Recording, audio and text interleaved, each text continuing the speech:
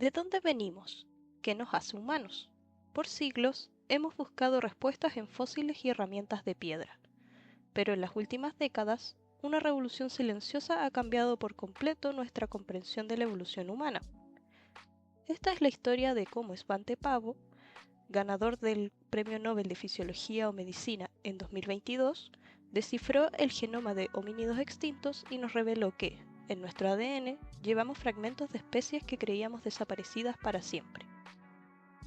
Durante más de 2000 años, la visión predominante sobre la diversidad de la vida fue la Scala Naturae de Aristóteles, un sistema que ordenaba a los seres vivos en peldaños y que iba de los minerales, que se encontraban en el nivel más bajo, al hombre, que se encontraba en la cima y catalogado como un ser superior.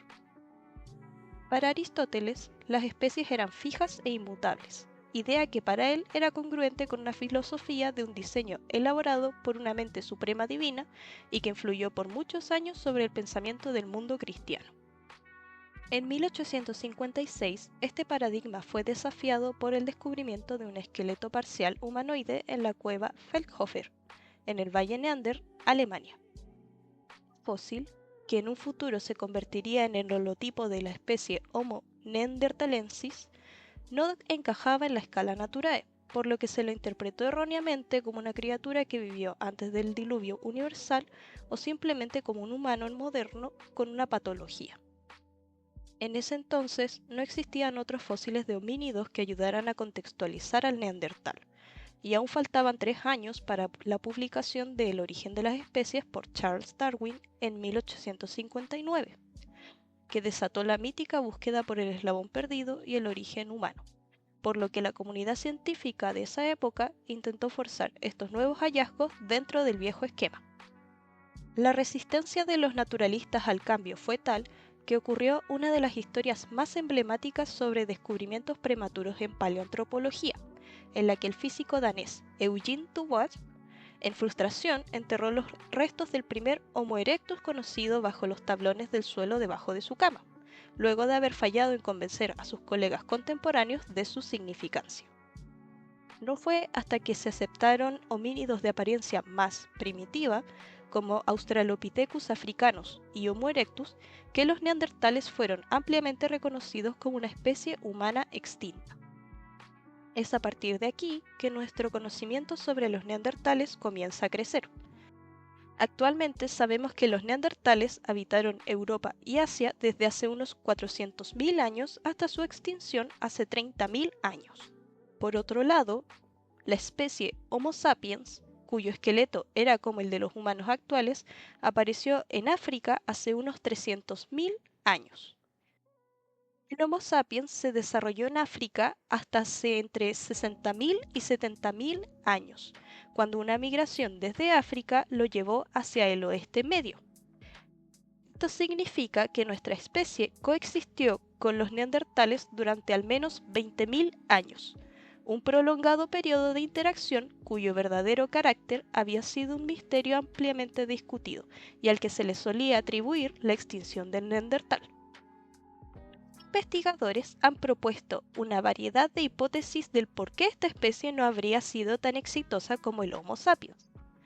Algunas se centran en factores biológicos y demográficos, como por ejemplo una demografía insostenible, en la que las poblaciones eran pequeñas y aisladas, con poca conectividad social, lo que conducía a la endogamia.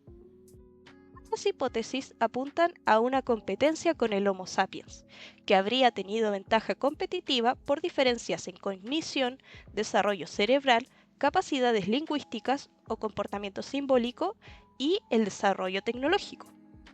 A su vez, se ha planteado un mestizaje intenso con el Homo sapiens, con grupos pequeños de neandertales integrándose a grandes comunidades de Homo sapiens.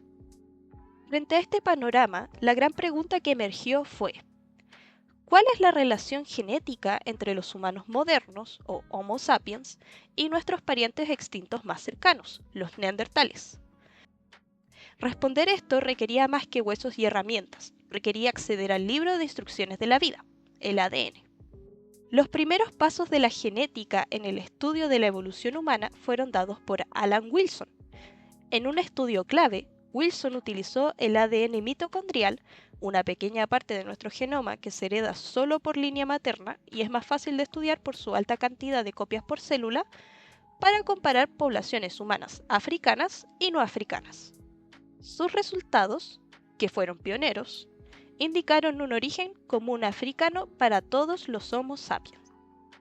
Sin embargo, esta evidencia no era definitiva. El ADN mitocondrial es solo una fracción mínima de nuestra herencia genética. Corresponde a 16.500 pares de base entre los 3.000 millones del genoma nuclear.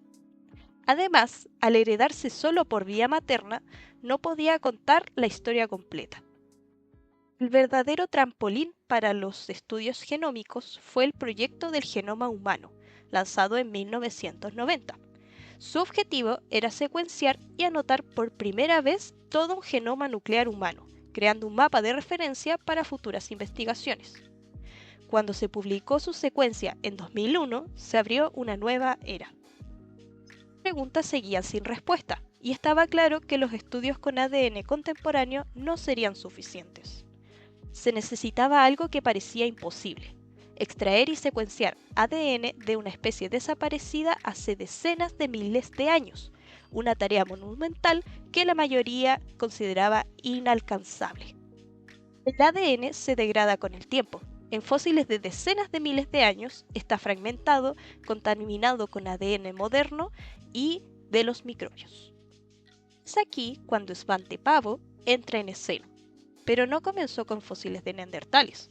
Mientras estudiaba medicina, llevó a cabo un proyecto paralelo y audaz: intentar aislar ADN de especímenes de momias. Tuvo un éxito inicial, logrando clonar ADN de una momia de 2.400 años. Sin embargo, pronto se dio cuenta de que el campo del ADN antiguo estaba plagado de desafíos y admitió con honestidad científica que sus primeros resultados probablemente estaban contaminados con ADN humano moderno. Esta lección fue crucial. Decidió que la mejor manera de perfeccionar las técnicas era trabajar primero con ADN antiguo de especies no humanas, donde la contaminación era más fácil de detectar. Su trabajo como postdoctorado en el laboratorio de Alan Wilson lo consolidó en este camino. La revolución de la PCR, o reacción de cadena de la polimerasa, a mediados de los años 80 fue un punto de inflexión, permitiendo amplificar cantidades ínfimas de ADN. En 1988, Pääbo y Wilson fueron los primeros en aplicar la PCR a restos antiguos. Pero el desafío era abrumador. El ADN de huesos de decenas de miles de años está fragmentado, químicamente dañado, y es una ínfima fracción en medio de una inundación de ADN de microbios y de los humanos modernos que los manipulan. Pääbo abordó esto de manera decisiva. Diseñó salas limpias especializadas, implementó protocolos estrictos para minimizar la contaminación y enfatizó la necesidad de que los resultados fueran replicados de forma independiente por otros laboratorios. La búsqueda del genoma neandertal sería, ante todo, una elección de rigor metodológico. El primer objetivo de extracción y amplificación fue el ADN mitocondrial. De un hueso de neandertal, el equipo de Pääbo obtuvo una secuencia inicial de solo 61 nucleótidos. Era diferente a cualquier cosa vista en humanos modernos. Al comparar el ADN mitocondrial neandertal con el de humanos y chimpancés, confirmaron que los neandertales formaban un linaje distinto que no había contribuido al ADN mitocondrial de los humanos modernos. Este fue un hallazgo histórico, pero Pääbo sabía que solo era una parte de la historia. El salto monumental llegó con las nuevas tecnologías de secuenciación de alto rendimiento. Pääbo y su equipo analizaron metódicamente más de 70 muestras de huesos y dientes neandertales en busca de la mejor preservación. Finalmente, tras años de trabajo y en análisis de múltiples individuos, en 2010 lograron lo que parecía imposible: publicaron el borrador del genoma nuclear neandertal. Al compararlo con los genomas de humanos modernos de todo el mundo, hicieron el descubrimiento más sorprendente. Los neandertales estaban más cerca genéticamente de las personas de Eurasia que las de África. La explicación más simple era el flujo genético. Los ancestros de los no africanos se habían cruzado con neandertales, probablemente en el Medio Oriente antes de expandirse por Eurasia. Un 1% y un 4% del genoma de los actuales euroasiáticos es de origen neandertal. Pero los hallazgos de pavo no terminaban ahí. De una pequeña falange de un dedo encontrada en la cueva de Denisova, en Siberia, surgió el genoma de un homínido completamente nuevo, los denisovanos, una especie hermana de los neandertales que no habría podido ser identificada como tal sin los avances alcanzados por Pavo y su equipo en el análisis de ADN antiguo. Estos hallazgos transformaron nuestra comprensión de la evolución humana y fundaron una disciplina completamente nueva, la paleogenómica. Si realizamos un análisis semántico de los hallazgos de Pavo, podemos organizar la realidad que estudió en diferentes niveles de complejidad. En un nivel transfenoménico, encontramos objetos materiales como el ADN mitocondrial y los genomas completos de neandertales, denisovanos y humanos modernos. En niveles más complejos, encontramos objetos materiales como los organismos o individuos de estas tres especies, que a su vez también podrían ser considerados como sistemas. Los componentes genéticos, como el ADN mitocondrial y el genoma nuclear, confieren propiedades observables a los organismos. Por ejemplo, las diferencias morfológicas entre los esqueletos de estos homínidos o el desarrollo de tecnologías líticas más complejas por parte del Homo sapiens. Estos también confieren otras propiedades no observables, que pueden ser inferidas a partir de propiedades observables, como un posible mayor desarrollo cerebral, cognitivo y lingüístico del Homo sapiens en base al mayor tamaño de su cavidad craneal. La clave está en que estas diferencias en las propiedades a nivel del organismo emergen de diferencias en propiedades a nivel genético. La función molecular de una secuencia de ADN, que puede ser la proteína que codifica o el gen que regula, es una propiedad que, en última instancia, puede causar las diferencias que observamos entre las especies. Asimismo, la longitud de las secuencias también es una propiedad que diferencia el ADN mitocondrial y genomas nucleares del Neandertal, el Denisovano y el Homo sapiens. Pero la historia no termina con individuos y sus genes. Existe una realidad sistémica. Los objetos interactúan y forman sistemas nuevos y más complejos, con propiedades que los objetos originales por sí solos no presentan. El ejemplo más claro de esto son las poblaciones. La interacción de individuos dentro de una población les otorga propiedades nuevas, como la capacidad de reproducirse. Sin embargo, el descubrimiento más profundo de Pavo reveló un sistema aún más complejo: la asociación e integración de neandertales en comunidades de Homo sapiens. Este sistema híbrido trae consigo el surgimiento de nuevas propiedades a través del cruzamiento entre neandertales y Homo sapiens y la transferencia de genes entre las poblaciones. Al mezclarse con los neandertales, los humanos modernos se encontraron con un reservorio de alelos arcaicos que ya estaban adaptados a los entornos de Eurasia y que están asociados a propiedades que no presentaban antes de su migración de África. Este intercambio no fue solo un evento histórico, es una realidad sistémica que continúa hoy, donde variantes genéticas arcaicas influyen en nuestra fisiología, afectando desde nuestra respuesta inmunológica hasta nuestra adaptación a nuevas dietas y ambientes. El cruce entre especies creó un nuevo sistema biológico con propiedades únicas, la humanidad moderna, un mosaico genético. La secuenciación del genoma neandertal por Svante Pavo, premiada con el Nobel en 2022, representa un hito científico extraordinario. Sin embargo, más allá de su relevancia biológica, este logro nos permite examinar cuestiones fundamentales sobre cómo se genera el conocimiento científico, al contrastar cuatro perspectivas epistemológicas principales: el empirismo, el racionalismo, el falsacionismo popperiano y el sistemismo bungiano. En cuanto al empirismo, que sostiene que el conocimiento científico se origina en la observación sensorial directa del mundo y la generalización de datos obtenidos por ésta, presenta una alineación baja con el trabajo de Pavo. La razón es fundamental. Pavo no se limitó a observar fenómenos directamente accesibles, sino que tuvo que desarrollar complejas metodologías para acceder a entidades inobservables por naturaleza, trascendiendo el marco empirista tradicional. Respecto al racionalismo, que enfatiza el papel de las ideas a priori y el razonamiento deductivo, la alineación es moderadamente baja.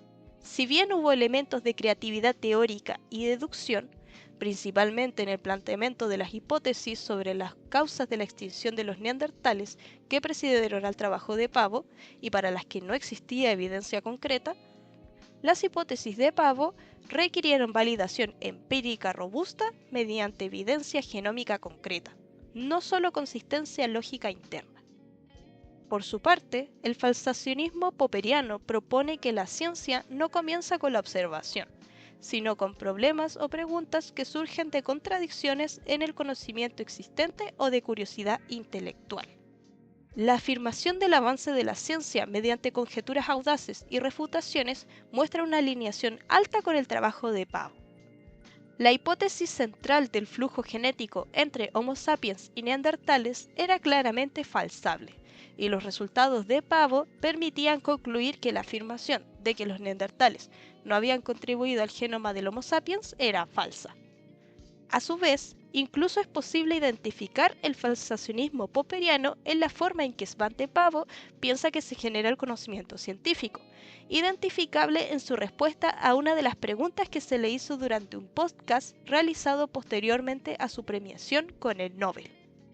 Como él mismo dijo, parte inherente de hacer investigación es casi deleitarse en demostrar que lo que la gente piensa está equivocado.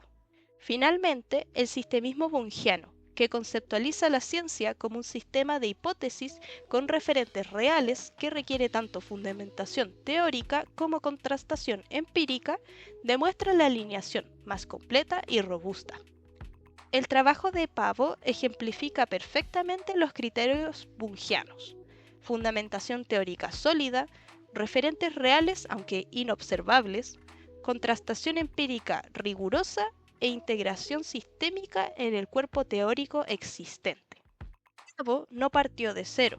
Su trabajo se basó en un cinturón protector de teorías preexistentes y sólidas, como la teoría evolutiva, la genética de poblaciones, la bioquímica del ADN y la geología y paleontología.